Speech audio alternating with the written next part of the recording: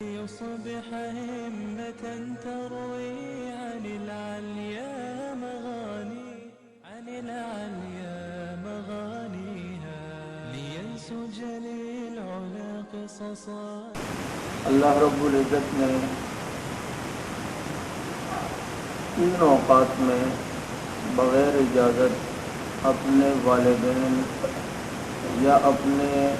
بڑے یا غلام کو حکم دیا ہے کہ اپنے آقا کے کمرے میں بھی بغیر اجازت نہ جاؤ، کیونکہ یہ تین اوقات عموماً انسان کے آرام کے بھی ہوتے ہیں اور بیوی سے ملنے کے بھی ہوتے ہیں۔ پہلا حکم فرمایا کہ من بعد صلاۃ العشاء من قبل صلاۃ الفجر، کہ فجر کی نماز سے پہلے بغیر اجازت ایسا نہ ہو کہ آدمی منہ اٹھا کر اندر کمرے میں چلا جائے۔ وحین تضعون ثیابکم من الظہیرہ، اور جب تم دوپہر کو قیلولے کے لیے لیٹتے ہو اور اضافی کپڑے جو آدمی اپنے اتار لیتا ہے، نیچے سے بنیان وغیرہ ہی پہنی ہوتی ہے۔ اور ومن بعد صلاۃ العشاء، اور نماز کے بعد جب دیکھو کہ یہ کمرہ ان کا بند ہے تو بچوں کو بھی چاہیے کہ اپنے والدین کے کمرے میں اس طرح نہ جائیں۔ یہ تین اوقات ہیں اور یہ آداب سکھائے اور یہ ادب سکھایا، اور فرمایا کہ یہ اوقات تین، اس میں بغیر اجازت غلام اپنے آقا کے یہاں نہیں جا سکتا، اور چھوٹے بچے بھی وہ اپنے بچوں کو بتائیں والدین کے جی چھوٹے بچوں کو کہ جی ان اوقات میں نہیں آنا چاہیے بیٹا، ٹھیک بات نہیں ہے۔ اب یہ تین اوقات بھی بتلائے اور ایک ادب بھی سکھلایا۔ اور یہ آیت نازل کیوں ہوئی، اس کا سبب کیا تھا؟ تو کیونکہ یکم محرم الحرام قریب ہے، تو فاروق اعظم رضی اللہ تعالیٰ عنہ وہ عظیم انسان ہیں کہ اللہ رب العزت نے ان کی وجہ سے قرآن کریم کی کئی آیات نازل فرمائی۔ آپ صلی اللہ علیہ وسلم نے کسی غلام کو حضرت عمر رضی اللہ عنہ کے پاس دوپہر کے ٹائم بھیجا، تو حضرت عمر رضی اللہ تعالیٰ عنہ لیٹے ہوئے تھے، یہ ایک دم اندر گھس آیا، اور حضرت عمر رضی اللہ تعالیٰ عنہ قیلولے میں تھے اور اس حال میں تھے کہ اضافی کپڑے اپنے اتارے ہوئے تھے، تو انہیں مناسب نہیں لگا، اچھا نہیں لگا کہ یہ اس ٹائم آیا۔ تو حضرت عمر اللہ کے نبی کے پاس آئے اور فرمایا اللہ کے نبی، گھر میں داخل ہونے کے لیے اگر اجازت کا کوئی حکم ہو جائے تو بہت اچھا ہو جائے گا۔ تو اس پر قرآن کریم کی یہ آیت نازل ہوئی، فاروق اعظم رضی اللہ تعالیٰ عنہ کی موافقت پر، یعنی کہ ان حضرات کی تمنا اور ان حضرات کے دل میں جو خواہش ہوتی تھی تو اللہ اسے دین کا حصہ بنا دیتے تھے۔ اور یہی وجہ ہے کہ اللہ کے نبی نے اپنے صحابہ کے بارے میں فرمایا فَمَا رَأَوُا الْمُسْلِمُونَ حَسَنًا فَهُوَ عِندَ اللَّهِ حَسَنٌ، جس کام کو صحابہ اچھا سمجھے اس کام کو اللہ بھی اچھا سمجھے گا، کیونکہ وہ نبی کی تربیت میں رہ رہ کر ایسے ہو گئے کہ اب ان کا مزاج ہی اللہ نے دین والا بنا دیا۔ تو یہ آیت حضرت عمر رضی اللہ تعالیٰ عنہ کی خواہش پر اللہ تعالیٰ نے نازل فرمائی۔ اسی طرح بے شمار آیات ہیں جن کا ذکر میں نے ایک آیت کا جمعے کے بیان میں بھی کیا۔ ایک آیت قرآن کریم کی جو مشہور پردے کے متعلق ہے، اے نبی یا ایھا النبی قل لازواجک وبناتک ونساء المؤمنین یدنین علیہن من جلابیبہن، یہ جو پردے کی آیت آئی، پہلے پردے کا حکم نہیں تھا، تو حضرت فاروق اعظم رضی اللہ تعالیٰ عنہ نے آپ صلی اللہ علیہ وسلم سے فرمایا کہ مجھے اچھا نہیں لگتا، لوگ آتے رہتے ہیں اور امہات المومنین پر بھی نظر پڑ جاتی ہے، تو چنانچہ اس چیز پر اگر پابندی ہو جائے اور پردے کا حکم ہو، تو حضرت عمر نے مشورہ دیا، اللہ رب العزت نے اسے قرآن کا حصہ بنا دیا۔ آپ صلی اللہ علیہ وسلم حضرت عمر نے مشورہ دیا کہ اللہ کے نبی یہ مقام ابراہیم پر اگر نماز پڑھیں تو کتنا اچھا عمل ہو جائے گا، تو اس پر قرآن آ گیا وَاتَّخِذُوا مِن مَّقَامِ إِبْرَاهِيمَ مُصَلًّى، اب جتنے بھی طواف کرنے والے جب 7 چکر لگا کر طواف سے فارغ ہوتے ہیں تو مقام ابراہیم کے قریب 2 نفل پڑھے جاتے ہیں، اور یہ 2 نفل قیامت تک بیت اللہ میں، جہاں ایک نماز کا ثواب 1,00,000 نماز کے برابر ہے،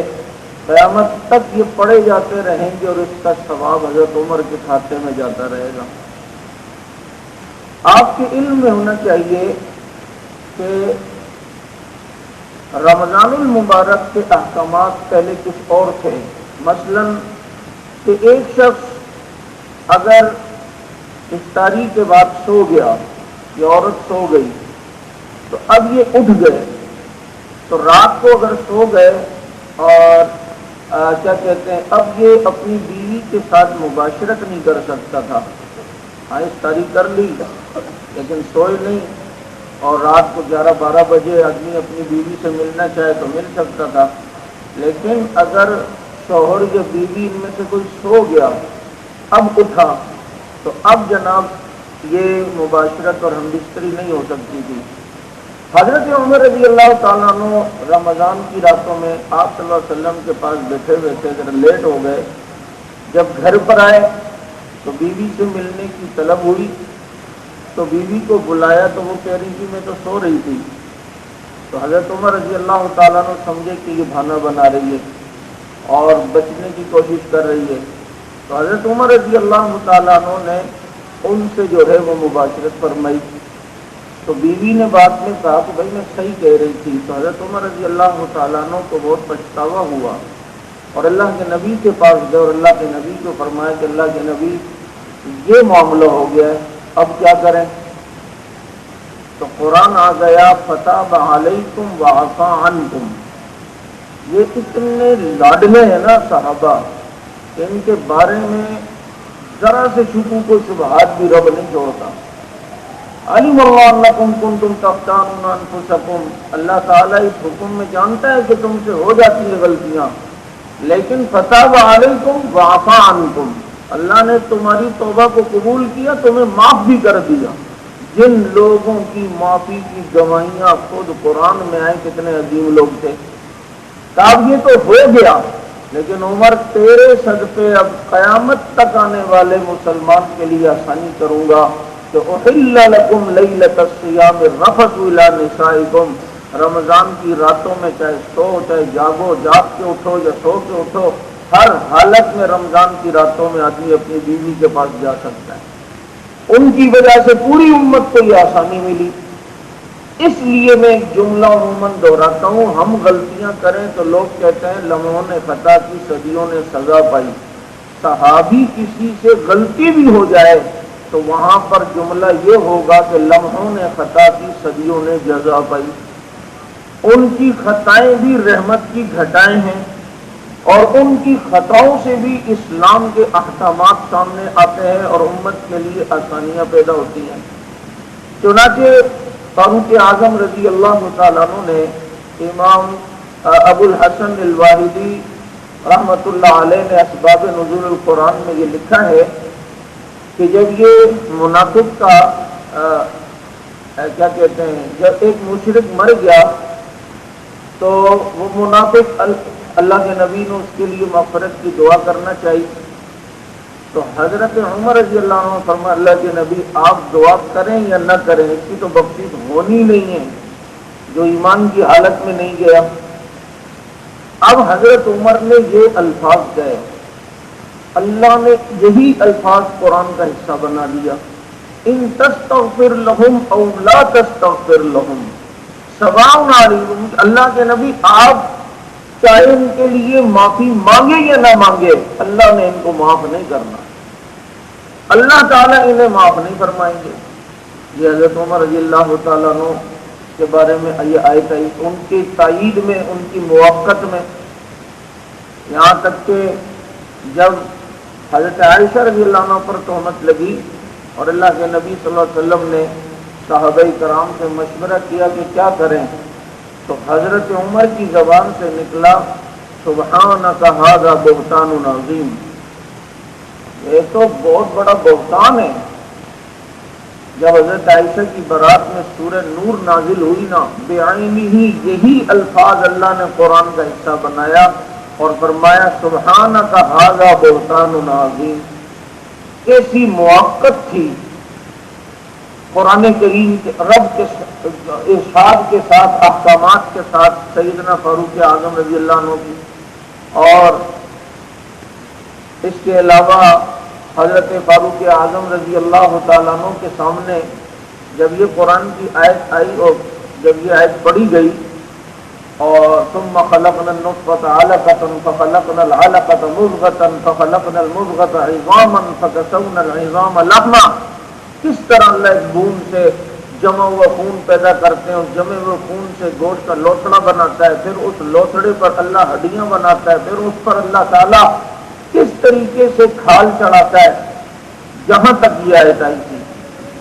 تو جب یہ آیت آئی نا تو حضرت عمر کی زبان سے نکلا فتبارک اللہ احسن الخالقین، کیا میرا رب ہے، کتنا بہترین پیدا کرنے والا ہے، کتنے خوبصورت پیدا کرنے والا ہے. اگلی جو آیت آئی تو بالکل حضرت عمر کے الفاظ کے ساتھ قرآن آیا فتبارک اللہ احسن الخالقین. یعنی کہ یہ اتفاق نہیں ہے،